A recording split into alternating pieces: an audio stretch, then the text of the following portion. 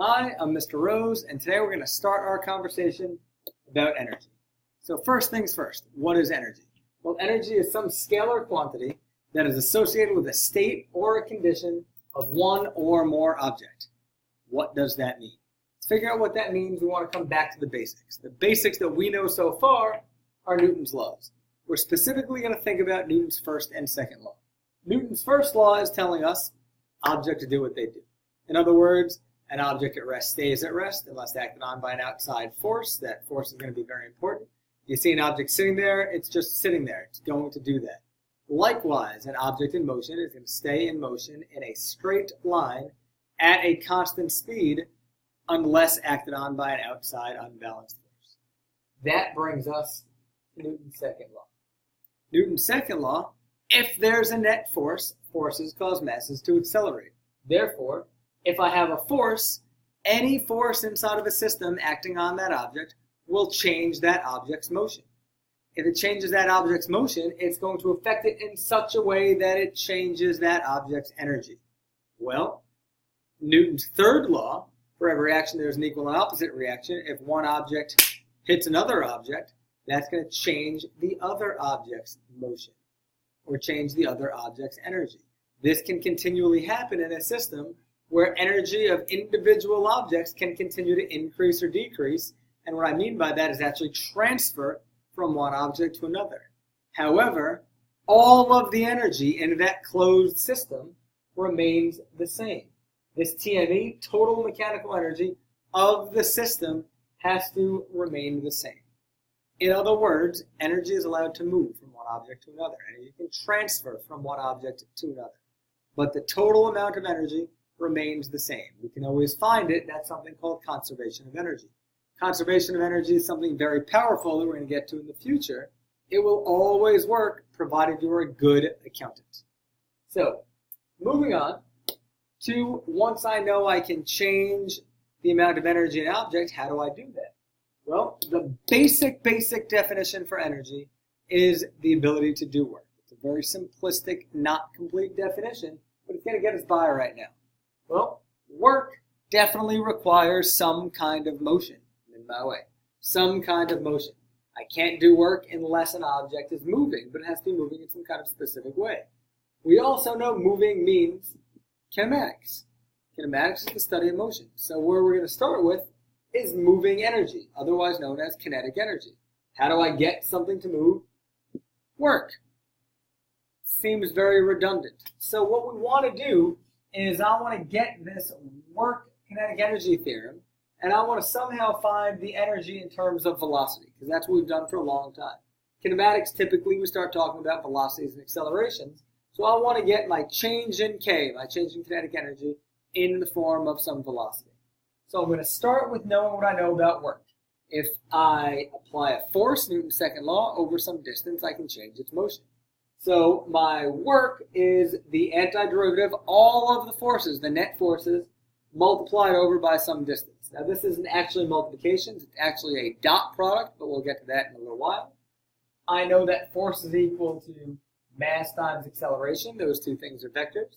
I have a simple substitution, so my change in kinetic energy is equal to the antiderivative of ma dot dr, or times dr. Again, that dr is a distance, where I again know that acceleration, by definition, is just my rate of change of velocity. I have a change in velocity per unit time. Simple sub in here. I seem to be making progress because I have kinetic energy in terms of some velocity, my antiderivative of the mass, multiplied by dv dt, some change in velocity per unit time, times dr. Well, one thing about the dot product, very similar to multiplication, the dot product is commutative, meaning I can take my dv and my dr and just flip them around. So I do two things at the same time here. I rearrange, so I have dr dt, and I pulled out my mass, because my mass is just a constant. It has nothing to do with the antiderivative. So now my kinetic energy is equal to some mass, or my change in kinetic energy, times dr dt dot dv, all right? So I still have my velocity, that's good. And I recognize that dr dt is just my rate of change of distance and time. That happens to be a velocity. Simple substitution in, And now a little bit of calculus and algebra subbing later, rather. I have my change in kinetic energy is just my mass times the antiderivative of v times dv. I've got kinetic energy in terms of velocity. I can take the antiderivative, nothing happens to my mass. The antiderivative of v with respect to v is v squared over 2. If I evaluate that from v final to v initial, for right now, let's just assume initial velocity is 0. I get my kinetic energy formula. Kinetic energy is 1/2 mv squared. If my initial velocity is not 0, I get a change in kinetic energy. I'd have 1/2 mv squared minus 1/2 mv naught squared. Now I can do the same thing with algebra. Very simple. I'll go through this kind of quick. My change in kinetic energy is work, and I know work, based on what we learned earlier, work is just some force times the distance. Simple substitution in where F equals ma. Now I have this formula, K equals m times a times my change in x. Well, I know I want to get things in terms of velocity, so I'm going to stop here and go to one of my kinematic equations. Remember, these equations are actually derived through calculus, so there's some hidden calc in here that we don't necessarily need. I have v squared equals v naught squared plus 2a times delta x, and now I have a choice. I'm going to substitute out either my a or my delta x. I know a is really just some rate in velocity, or change in velocity per unit of time, so I'm going to try and get rid of this a. I assume, make an initial condition, my initial velocity is 0. I can say my acceleration is v squared over 2 times delta x. Simple substitution in here. mv squared over 2 times delta x multiplied by delta x. My distances cancel. I'm left with kinetic energy equals 1/2 mv squared. So it's nice when algebra and calculus do match. Both of those are acceptable proofs. Let's move to the front of the room. Okay, so to continue, things we need to know. We need to know all about units. Units, obviously, the units for work and energy are the same because we set them equal to each other a few times already. So that unit, or the acceptable unit, is a joule. I can tell you 1 joule is 1 Newton times a meter. That's just simple putting things out, force times the distance. And 1 Newton meter is equal to 1 kilogram times meter per second squared. Now I want to keep things a little bit simple and talk a little bit about you. You are a individual that has a lot of power to you. I'm going to use that word in a little while. You have the ability to move an object by applying a force. If the force is great enough when that object moves, you are transferring your energy to that object. Therefore, you're giving energy to the object. You're a very nice person. You also have the ability to be not such a nice person and steal an object's energy. How do you steal energy from an object? If an object is moving, what you do is apply a force to slow that object down.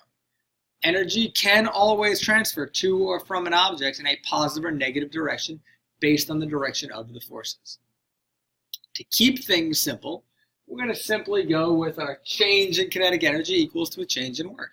Well, nothing new here. 1/2 mv squared minus 1/2 mv naught squared, final minus initial, is just a change in work. F dot change in x. X minus x initial. Now, planting some questions here for you. If my initial condition is 0, if velocity is 0, does that mean no work takes place? Now, I talked about that a little while ago, but it might be a little counterintuitive. If v naught is 0, does that mean position can't change? If v naught is 0, does that mean there's no net force? What if there's friction or frictionless surfaces? Is this only the case in a frictionless surface? Now, if you do apply a net force, work is obviously done. That's what we just talked about that. And in order for that to happen, the object does need to move through a displacement, which kind of gets a little wishy-washy up here. Now, in order for this work to be calculated, we have some requirements. We need to require that force is parallel to displacement, so the net force has to be parallel to the displacement of the object, and the work that we can calculate is also parallel to the direction of motion. So we started with a kinetic energy change in kinetic energy is equal to work. Since we said energy is a scalar, that must also mean work is a scalar. Now, work is defined as a scalar dot product, and we've spoken about dot products before. A dot product, work is equal to F dot D, and if I expand that out, the dot product is just FD cosine theta. Now, there is exactly why we need to have work and force rather parallel to the direction of motion. Because if theta is 90 degrees, the cosine of 90 is 0, my work cancels out. So we're looking for a maximum amount of work when force is parallel to displacement, and any other value we can calculate at any other angle, as long as we know the angle in between the force and the direction or the displacement. Two constraints we have to apply to that. We say that the force must be constant. We're also going to say that the object must be a rigid body. We can't have any squishy things. It has to be hard, rigid, no deformation. Now, there is an oddity to work being a scalar, just like energy. Scalar quantities we know as something that have magnitude only, but we will define positives and negatives when dealing with work and energy. The purpose of defining that positive or negative that positive or negative sign is to tell whether the object is gaining energy or losing energy. In other words, am I losing energy, transferring it to an object, increasing that? Or am I stealing the object's energy? It would be negative from that object, though my energy would increase. I'm going to explain that when I explain this gravity. Any force, like the gravitational force, or a non-contact force, can do work on an object. Gravity is an example of a conservative force, meaning whatever energy I put out, I can always get back. So going back to this positive or negative thing, if you or I lift this object up into the air, I lifted that object very high, I was doing work. I was lifting against gravity, so work rose is positive.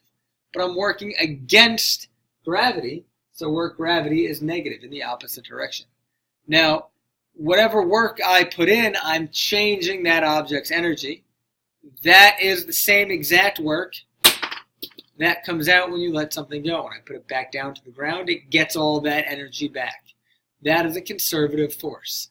Friction is a non-conservative force. What I mean by that is you take something, you slide it across the room, it slides, slows down to a stop. When that happens, the floor is being that energy thief. When you rub two objects together, a lot of things happen. You get heat, you get sound, you get friction.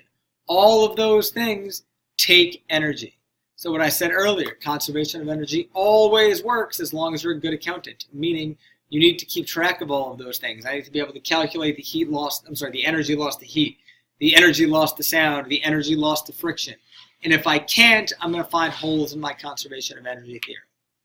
The very last thing we're going to talk about today, wrong side, is power. Power is one of the most misused words in the English/physics language. Power is not energy. Power, by definition, is the rate at which energy is used. In other words, it's a change in energy per unit time. But when you see this word rate, you should think calculus, calculus, calculus. Power is a rate change in work per unit time. Power is calculus, or is used with calculus. So I say dw dt, do work, my change in work per unit time. Where I know work was fd cosine theta, I'm going to calculus it up a little bit. So I have f cosine theta dx, my change in x, per unit time, dt. Rearrange a little bit, and I know f cosine theta dx dt. And right there I see another rate. I know dx dt is just my velocity. So I know power, by definition, is a dot product, f dot v. Oh, I apologize, f dot v. I was wondering what was going on there. Or f dot v is equal to f v cosine theta, where theta is the angle in between the force and the velocity. That's all I have for you today. I really just don't have the energy to keep going. I hope you had the energy to power through everything.